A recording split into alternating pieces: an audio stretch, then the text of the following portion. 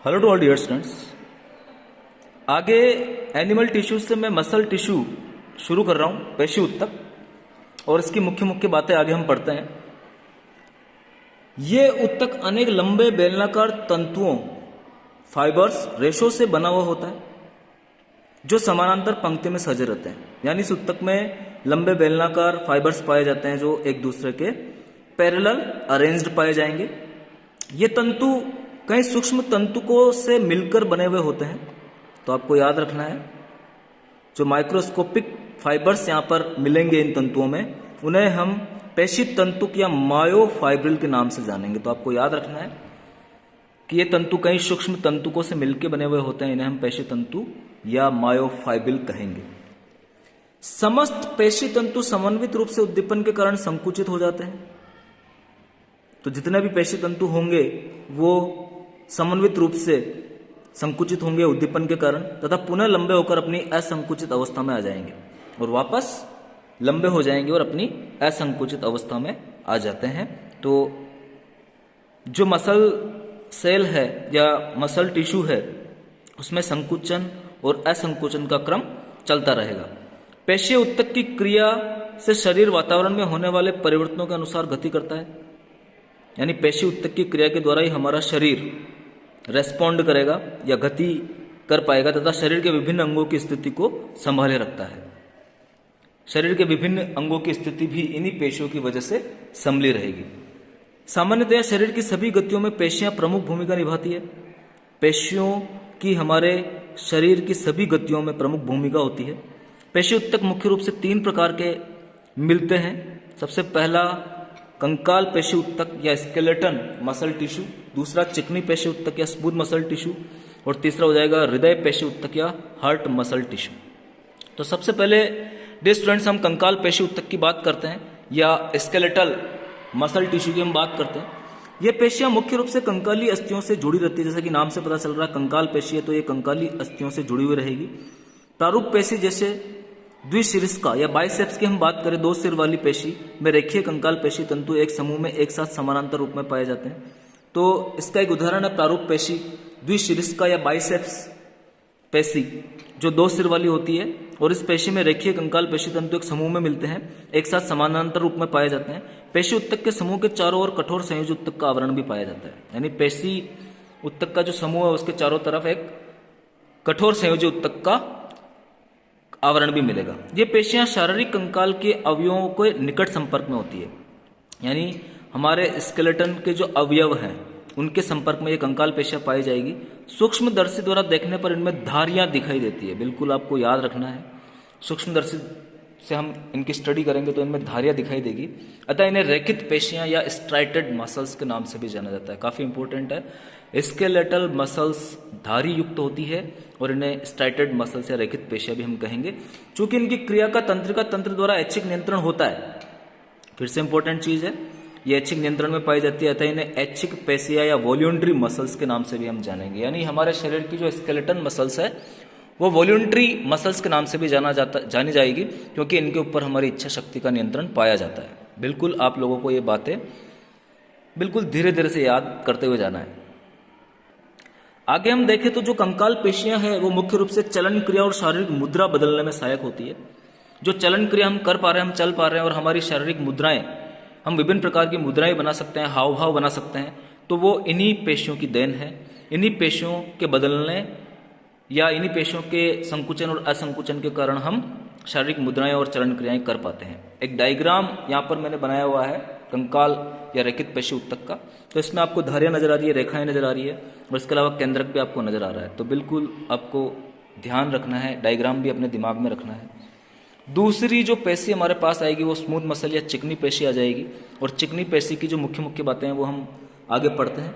तो देखिए dear students, इस उत्तक की संकुचनशील कोशिका के दोनों किनारे पतले होते हैं। बिल्कुल आपको ये भी ध्यान रखना है कि इस मसल की जो संरचना है उसके दोनों किनारे पतले पाए जाते हैं, तथा इनमें रेखाएं या धारियां नहीं होती है। इनमें रेखा या धारियां नहीं पाई जाती, यानी ये नॉन स्ट्राइटेड होती है। अगर आपसे पूछ लिया जाए कि नॉन स्ट्राइटेड मसल्स कौन सी है, तो स्मूथ मसल्स जो होती है वो नॉन स्ट्राइटेड होती है, इसलिए इन्हें अरेखित पेशियां या नॉन स्ट्राइटेड मसल्स भी हम कहेंगे।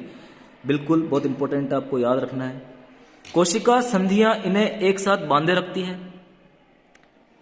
तो जो सेल जंक्शंस है यहां पर पाए जाते हैं और इन्हें एक साथ बांधे रखेंगे तथा ये संयोजी उत्तक के आवरण से भी ढकी पाई जाएगी या ढके समूह में रहते हैं, यानी इनके चारों तरफ भी संयोजी उत्तक का आवरण मिलेगा। आंतरिक अंगों जैसे रक्त नलिका, ब्लड वेसल्स, ब्लड ट्यूबुल्स, अग्नाशय, पैनक्रियास तथा आंत की भित्ति में, इंटेस्टाइन की वॉल में इस प्रकार के पेशी उत्तक पाए जाते हैं। अतः इन्हें अंतरंग पेशियां भी हम कहेंगे। तो चिकनी पेशियों का दूसरा नाम हो गया अंतरंग पेशियां, क्योंकि ये आंतरिक अंगों में पाई जाती है। इनका संकुचन अनैच्छिक होता है, यानी इनके संकुचन पर हमारी इच्छा शक्ति का नियंत्रण नहीं पाया जाता है, अतः इन्हें अनैच्छिक पेशियां भी हम कहेंगे। इन्हें हम मात्र सोचने पर से संकुचित नहीं कर सकते। डायग्राम में आपको चिकनी पेशी रेशे दिख रहे हैं जो कि दोनों किनारों पर पतले हैं और ये नॉन स्ट्राइटेड मसल्स है। धारियां आपको डायग्राम में नजर नहीं आ रही है, तो चिकनी पेशी उत्तक में धारियां नहीं मिलती है, रेखाएं नहीं मिलती है, आप लोगों को अच्छे से याद रखना है। आगे हमारी तीसरी पेशी आ जाएगी हृदय पेशी या हार्ट मसल। संकुचनशील उत्तक जो केवल हार्ट मसल में पाया जाता है, ये एक संकुचनशील उत्तक है जो कि केवल हमारे हृदय में मिलेगा। इस उत्तक की कोशिकाएं कोशिका संधियों द्वारा द्रव्य कला से एक रूप होकर चिपकी रहती है। तो इस उत्तक की जो कोशिकाएं हैं वो सेल जंक्शंस के द्वारा जो द्रव्य कला है उससे एक रूप होकर चिपकी हुई पाई जाएगी, यानी आपस में सटी हुई पाई जाएगी और उनके बीच का जो द्रव्य है उससे वो चिपक जाएगी। संचार संधियों अथवा अंतर्विष्ट डिस्क, इंटरकैलेटेड डिस्क के कुछ संगलन बिंदुओं पर कोशिका एक इकाई के रूप में संकुचित होती है। जो कम्युनिकेशन जंक्शंस है जिन्हें हम अंतर्विष्ट डिस्क भी बोलते हैं, उनके कुछ संगलन बिंदुओं पर कोशिका एक इकाई के रूप में संकुचित होगी। जैसे कि जब एक कोशिका संकुचन के लिए संकेत ग्रहण करती है तब दूसरी पास की कोशिका भी संकुचन के लिए उद्दीप्त होती है, यानी एक कोशिका संकुचित होगी तो उसके पास वाली कोशिका भी संकुचित हो जाएगी। और इसका कारण है कि इन कोशिकाओं के बीच में संचार संधियां या अंतर्विष्ट डिस्क या इंटरकैलेटेड डिस्क पाई जाती है। वहां पर एक कोशिका के संकुचन के बाद यह संकुचन दूसरी कोशिका को मिल जाएगा। और हमने देखा भी है कि यहाँ पर जो कोशिकाएं हैं वो आपस में द्रव्य कला से एक रूप होकर चिपकी हुई भी है। इसका डायग्राम हम देखें तो ये इस प्रकार का डायग्राम है। आपको संगलन कोशिकाओं के बीच संधि स्थल भी यहाँ पर दिखाई दे रहे हैं, रेखाएं भी दिख रही है और केंद्रक भी दिख रही है। तो हृदय पेशी उत्तक में रेखाएं पाई जाती है, स्ट्राइशंस पाए जाते हैं। ये भी बहुत इंपॉर्टेंट पॉइंट है, तो आपको याद रखना है कि हृदय पेशी उत्तक में भी स्ट्राइशंस मिलेंगे। ये हृदय पेशी उत्तक का डायग्राम हो जाएगा। तो डियर स्टूडेंट्स, मसल टिश्यू के बारे में जो मुख्य मुख्य बातें हैं वो मैंने यहाँ पे बता दी है। आगे मैं तंत्रिका उत्तक भी शुरू कर रहा हूँ और उसको भी मैं बता देता हूँ, वो भी एक छोटा सा टॉपिक है हमारे पास। आगे हम नर्व टिश्यू या नर्वस टिश्यू की बात करते हैं, तंत्रिका उत्तक की बात करते हैं। यह उत्तक मुख्य रूप से परिवर्तित अवस्थाओं के प्रति शरीर की अनुक्रियाशीलता या रेस्पॉन्सिवनेस के लिए जिम्मेदार होता है। यानी यह उत्तक जो है वो हमारी परिवर्तित अवस्थाओं के प्रति जो हमारा शरीर क्रिया कर रहा है, अनुक्रियाशीलता दिखा रहा है, उसके नियंत्रण के लिए उत्तरदायी है। उसके इस अनुक्रियाशीलता के ऊपर नियंत्रण इस तंत्रिका उत्तक का मिलेगा। तंत्रिका कोशिकाएं उत्तेजनशील कोशिकाएं हैं जो तंत्रिका तंत्र की संचार इकाई है, यानी तंत्रिका तंत्र की जो कम्युनिकेशन की यूनिट है वो तंत्रिका कोशिकाएं हो जाएगी।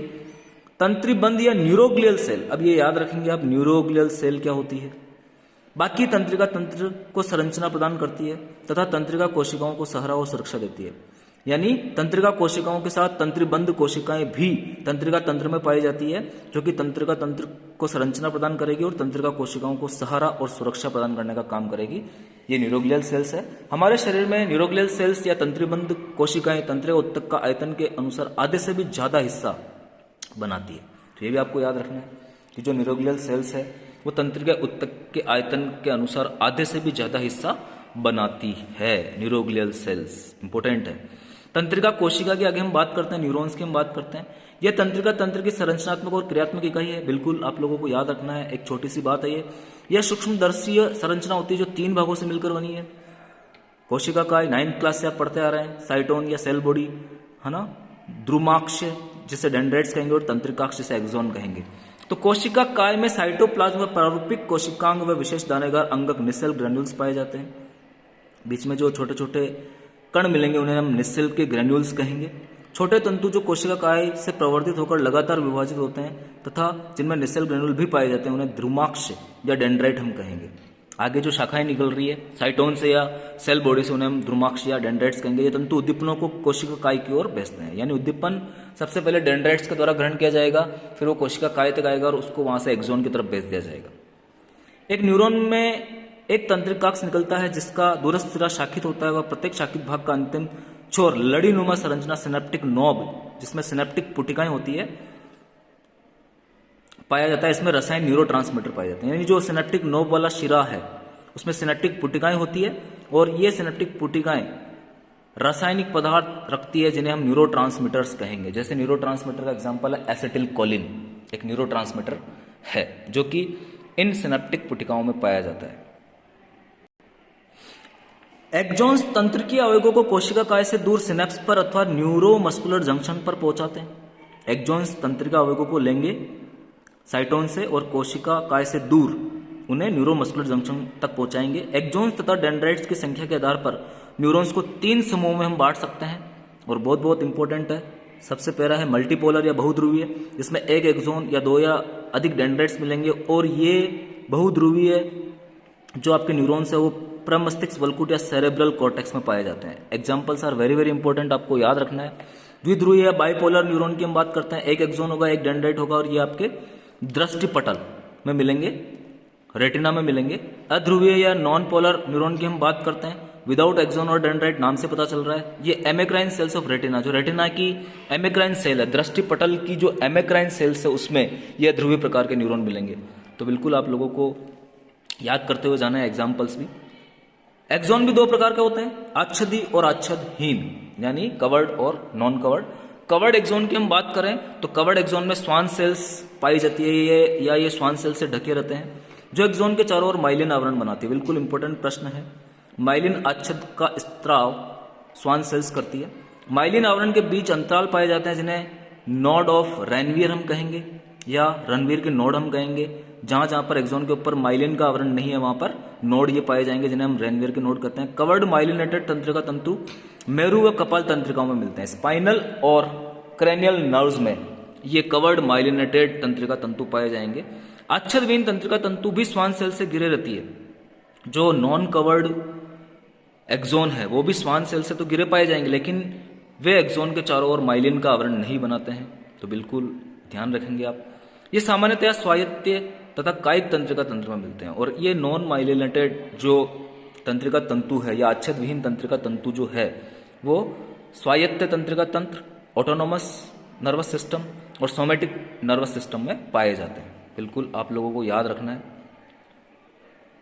जो आच्छादविहीन तंत्रिका तंतु है उनके ऊपर भी स्वान सेल तो पाई जाती है लेकिन ये एक्सॉन के चारों ओर माइलिन आवरण नहीं बनाती है। वापस मैं बता रहा हूं, ये सामान्यतया स्वायत्त और कायिक तंत्रिका तंत्र में मिलते हैं, यानी ऑटोनोमस और सोमेटिक नर्वस सिस्टम में ये पाए जाएंगे नॉन माइलिनेटेड तंत्रिका तंतु।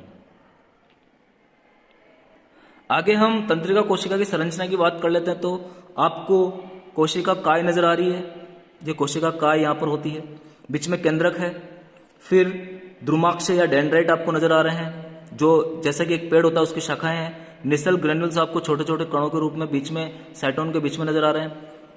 स्वान सेल्स आपको एक्सॉन जो तंत्रिकाक्ष है उसके ऊपर स्वान सेल नजर आ रही है और स्वान सेल माइलिन आच्छाद को सिक्रीट करने का या माइलिन आच्छाद बनाने का काम करेगी। और जहां जहां पर एक्सॉन पर माइलिन आच्छाद नहीं है वहां पर रैनवियर के नोड आपको दिखाई देंगे। लास्ट में एक्सॉन एंड आपको नजर आ रहा है जिसपे सिनेप्टिक पुटिकाएं आपको नजर आ रही है जिनमें न्यूरोट्रांसमीटर भरा हुआ होता है और न्यूरोट्रांसमीटर का एक एग्जांपल है हमारे पास एसिटिल कोलिन। एसिटिल कोलिन जो है वो एक न्यूरोट्रांसमीटर है, इट इज ए न्यूरोट्रांसमीटर जो कि सिनेप्टिक नोब में भरा हुआ होता है। तो डियर स्टूडेंट्स, इस प्रकार से तंत्रिका कोशिका की संरचना कंप्लीट हो जाती है और हमारे 2 महत्वपूर्ण उत्तक मसल टिश्यू और नर्वस टिश्यू भी कंप्लीट हो जाते हैं। जो इनकी बेसिक बातें हैं वो हमने पढ़ी है। आगे डिटेल में हम एनिमल फिजियोलॉजी में इन्हें वापस पढ़ेंगे,